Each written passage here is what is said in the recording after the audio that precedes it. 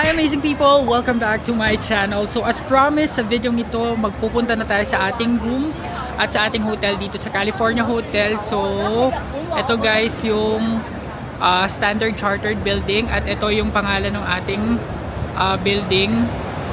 Ayan, ituturo ko lang sa inyo, Golden Crown Court. So papasok tayo dyan para sa ating hotel. So tara guys, samahan nyo kami. Let's go! So we are now entering going up. Oops. California Hotel. Oh, okay. Ayan, sa 4th floor tayo guys, California Hotel.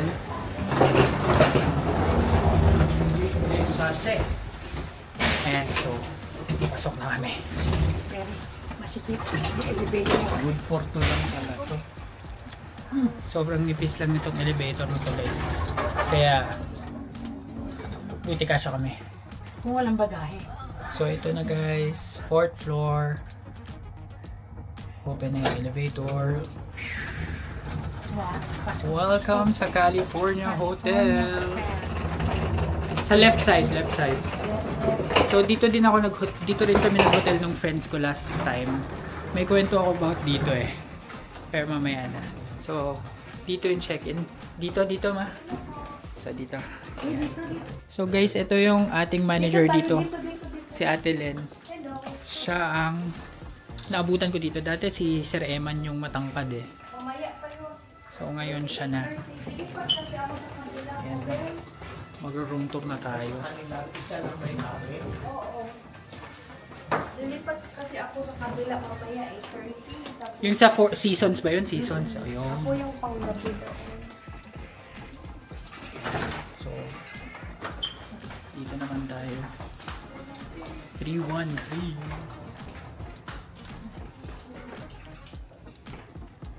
Yan.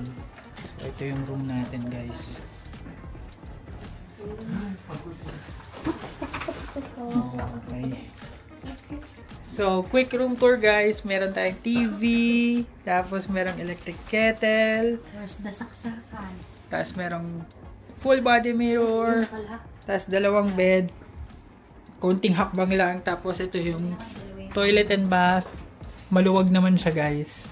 In fairness. Tapos busog ka sa mga towels dito kasi araw-araw nilang nililinis. Tapos may AC of course. Tapos meron na silang, ayan. Meron na silang outlet na converted na. So, hindi mo na kailangan ng adapter. Tapos meron ditong mini fridge din. Ayun lang. Napaka-convenient kasi malapit sa MRT station and okay na rin tong matulugan sa mga susunod na gabi. So, ito ang ating quick room tour. Alright guys, so nakapag-refresh na kami at bababa kami ulit. Hindi kami papaawat ngayon. Susulitin namin ang first day at lilibutin natin ang Chimchachoy. So guys, ito nga, yung aming hotel na California Hotel is along Nathan Road lang. So napakaganda ng location. So ngayon ay ikot-ikot muna tayo dito sa Chimchachoy. Dito muna tayo sa side na to. So ito yung famous na Nathan Road guys.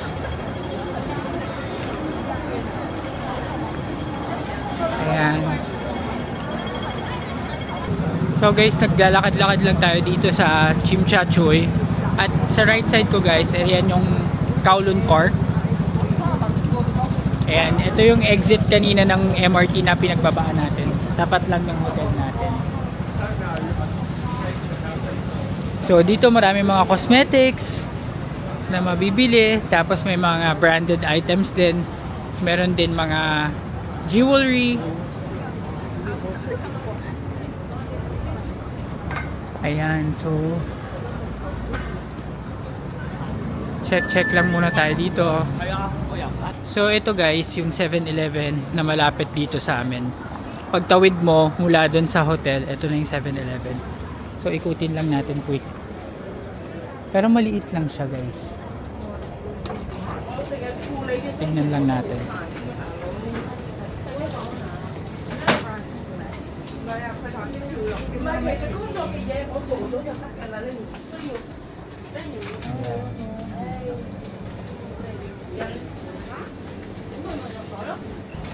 Guys, ang dami nila ng masasarap na milk na nasa ano, yung nasa kahon. Ito low fat milk drink, 2 for $12, isa $7.50.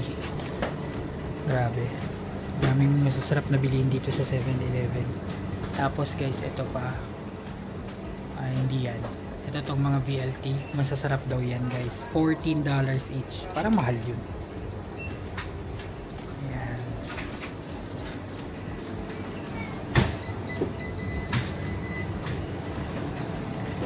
So of course may mga ice cream sila, Häagen-Dazs.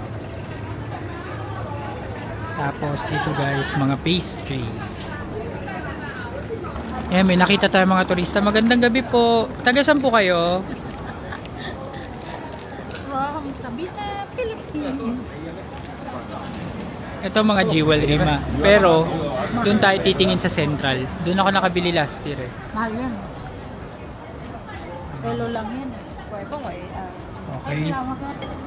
So guys, dito naman, alam ko nandito yung bake house.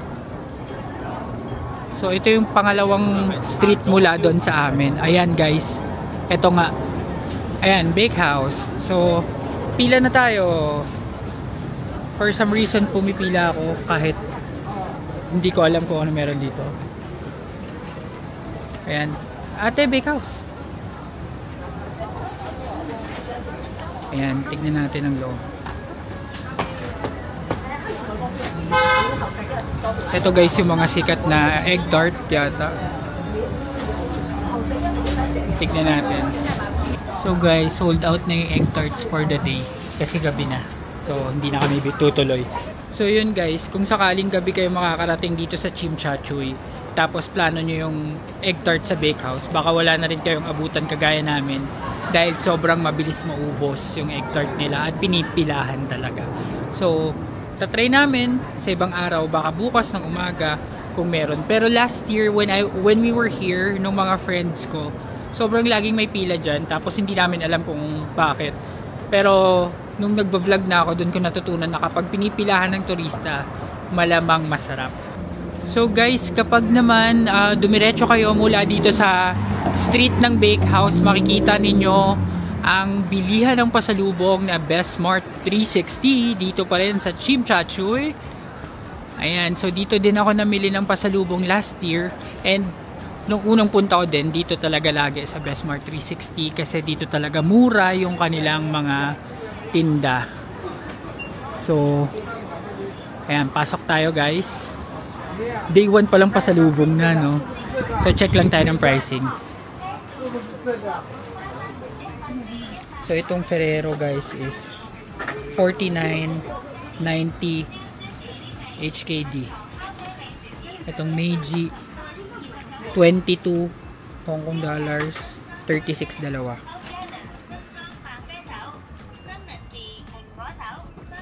Ito digestives, favorite ko to eh. 18 isa, 33 dalawa. Tapos itong twin pack is 1990 HKD. Meron din sila ditong Biscoff guys, $19. So sa chocolates naman guys, itong KitKat nila is $20, 38 dalawa, orange or dark flavor. Pwede kayong mag-mix and match kung pareho naman. Ayan, yung paborito ng ate ko, Ritter Sport, dito is $13 or $12. Itong yogurt, $12. Masarap ito guys. Tapos itong M&M's na big pack, this is $39.90 isa. Ito yung mura talaga guys dito. Ayan. So Toblerone nila is 18 dalawa na. $10 each. Any flavor. Guys, Swiss Miss nila is $21. Masarap yan eh. Itong Horlicks guys is $24. Masarap din tong Horlicks guys. Tapos yung kanilang Skippy na malaki $75. Nutella is $59. Ito guys, hinord ko to last year. $28, dalawa na tag-apat, bali 8 piraso nito na yogurt. $15 yung isang set na apatan. Dami ko niyan inuwi last year. Guys, itong mga Mika, any flavor is $9. Yan. Yung Cadbury is $16. Okay guys, so nakapamili yung kapatid ko ng konti. Mga pangkain-kain lang namin dito. Pero kami, babalik na lang kami sa Bestmart 360 kapag bibili na kami ng mga pasalubong. So, dito guys, yan, merong malaking Adidas na store. Tapos, dito, ito parang restaurant to eh. Oo nga, restaurant, may pagkain eh. Tapos, ito guys, mga tindahan ng watch. We're just enjoying the streets of Chimchachoy.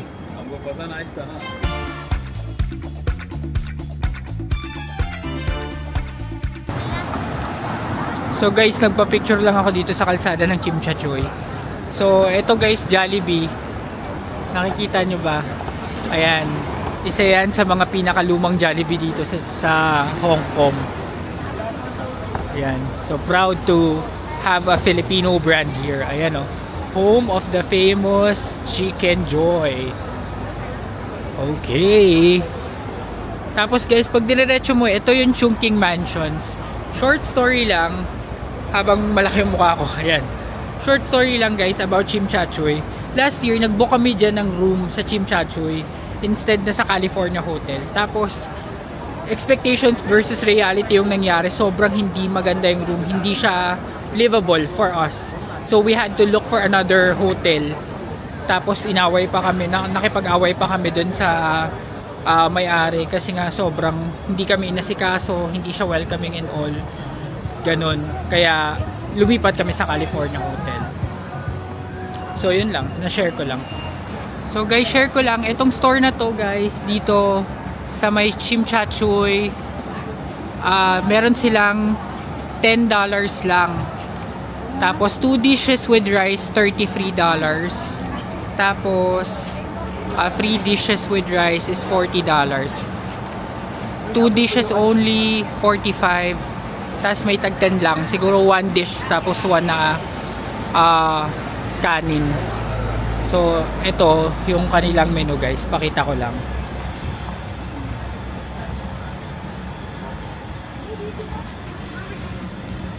Ayan.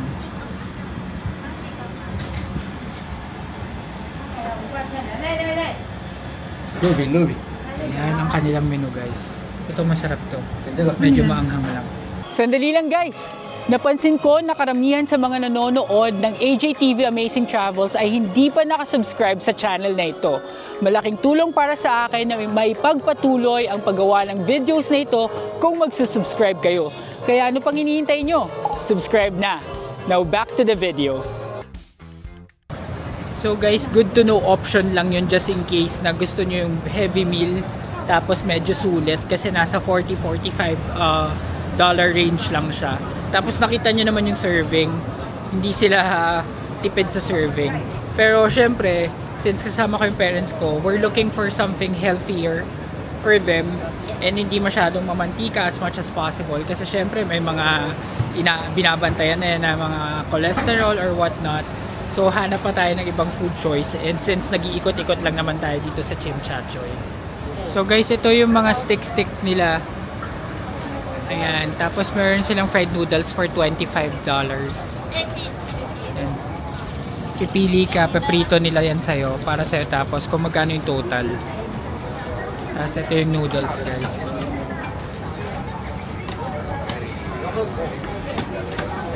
Ayan.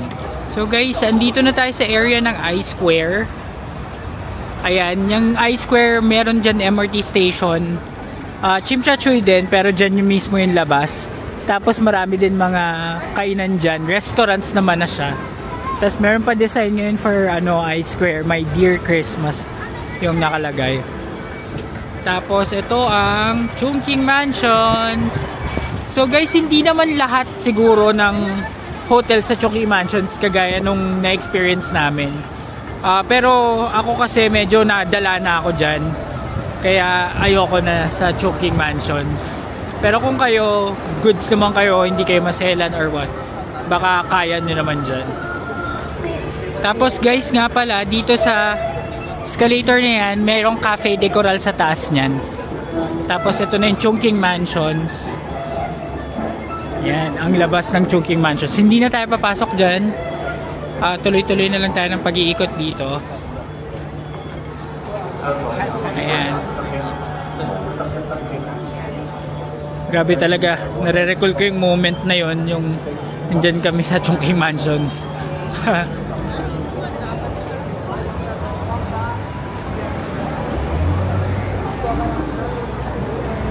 Ayan, may mga bag dito. Mega Wapen. Baka may mga tote bag. Tapos ito guys, yung Imperial Hotel. Maganda din daw dyan.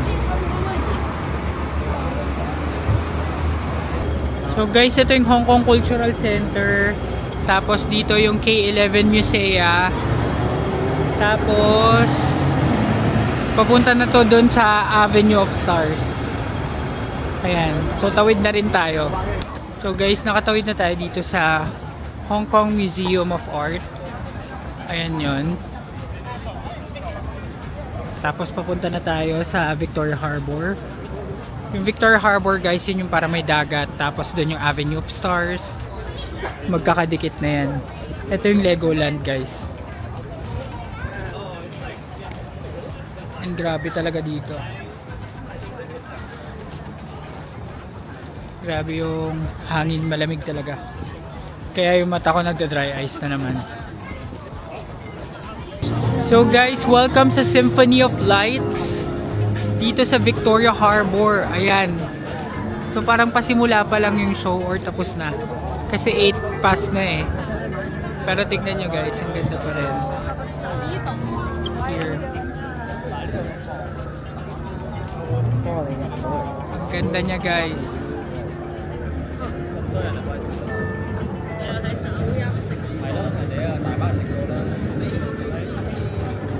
Ang ganda.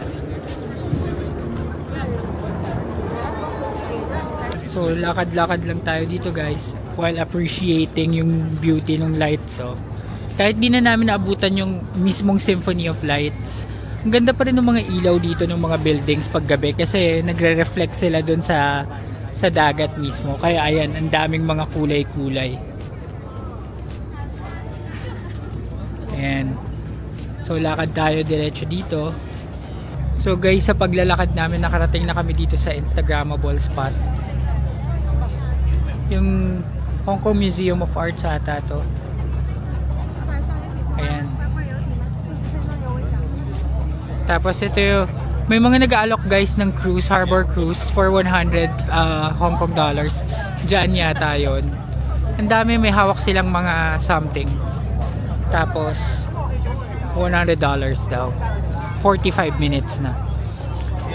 Ito yung magandang spot guys. So. Ayan. So tatry ko rin dyan magpa-picture.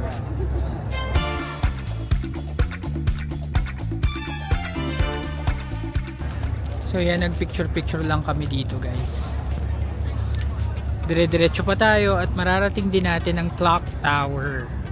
So doon na tayo next guys sa ating pag-iikot dito sa Chimchachoy. Ayan guys, yung mga harbor cruise, oh, yan yung 100 Hong Kong dollars for 45 minutes. Iikot-ikot lang nila kayo sa Victoria Harbor. Ayan. Ang dami nag-aalok niyan pag gabi. Ayan, oh, yung may mga hawak na na placard. Okay guys, so konting hinga lang. Ito na ang clock tower. Ayan ang famous na clock tower dito sa Chimchachoy pa rin, guys. Guys, may picture ako dito dati, share ko lang. Ang taba ko. Oh ayan, ang ganda, no? Napapagod na ang aming mga parents, kaya pahinga muna. So nag-decide kami magpahinga muna dito sa clock tower. Ayan, pahinga muna habang nagpapahinga. Maganda yung view sa likod at sa harap. Sa harap kasi yung Victoria Harbor. Guys, ito yung mga bus stations sa Star Ferry water tour. Ito yon. Ayan. So dito tayo, guys.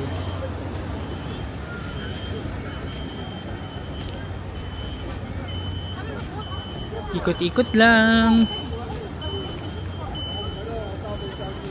So guys, dito sa spot na to, meron akong ni-recreate na photo from 5 years ago. Popost ko yun dito. Wala lang, may share ko lang.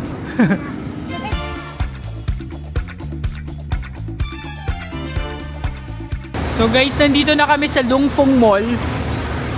Dito lang din to, guys, sa may Chimchachoy. And dito yung nakikita ko sa TikTok na murang pabango. So tara guys, tignan natin. Ayan. So authentic to 100%. So hanap tayo ng mga pabango. Ito guys, Adidas. Ito Ice Dive. Magkano kaya to? Walang price to. Ay hindi, 118 guys. 118 HKD. Ito guys, Easy Miyake. Pabango ko to. Ito yung pabango ko ngayon. Kaso wala rin presyo. Walang presyo. Ito pa yung mga iba guys.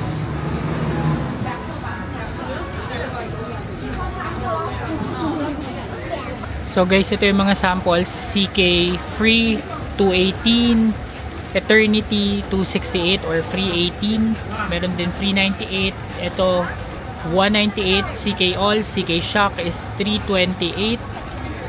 Tapos itong iba CKB, walang presyo.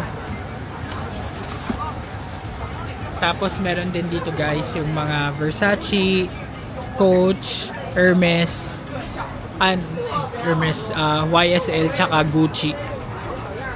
So guys, aakyat kami sa taas kasi may mga chocolates dito. Mukhang mura din. So para may comparison tayo sa Bestmart 360. Okay, okay. So simulan natin dito sa Ferrero. Itong Ferrero na to is 95. Tapos ito is 80. 80 yung Maltesers Dark. Tapos etong mga ganito. This one is 69. Cheesecake. Hokkaido cheesecake. Ayan. This one is 109. Tingin natin dito sa mas taas pa. Mga beauty products pa rin. Itong nasa taas, beauty products pa rin guys. Guys, may chocolates din dito na Meiji, $20. Lotte na almond, $14. Yung Dars is $14. Gana, ito, laging may ganito, $17. Tapos, itong Knoppers na maramihan is $29. Itong Lindit na malaki, $108 guys. Ang laki nito. Tapos, ang Toblerone nila is $15 isa. Ito $10 to dun sa Bestmart eh. So, mas mura sa Bestmart yung Toblerone. Guys, sakto oh. Pagbaba ko, nandito si Mr. Softy sa labas. Ayan. Yung ice cream niya is $13 yung nasa cone. Tapos yung nasa cup is $12. Ayan oh. So guys, bibili tayo. $1.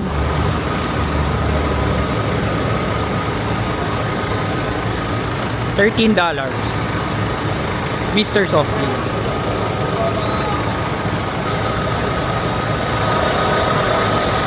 Yan na guys. Thank you. Ito na guys, Mr. Softee. So guys, titikman natin ang Mr. Softee. Sarap. Sarap nga to guys. $13 lang. So guys, bumalik sila dito para bumili ng hapunan. Ako yung natira ko kanina dun sa Cafe de Coral. Yun na lang yung kakainin ko. Para tipid. Tipid mode tayo ngayon guys. So guys, dito pa rin sa Chimchachoy. Ito yung restaurant Kowloon. Dito kami bumibili ng bread. Kasi masasarap lahat ng bread dito guys. Ayan. So meron sila ditong pineapple bun. Yung favorite ko. $10 lang. Ayan. Bumili ako ng isa. Sarap guys mga tinapay dito.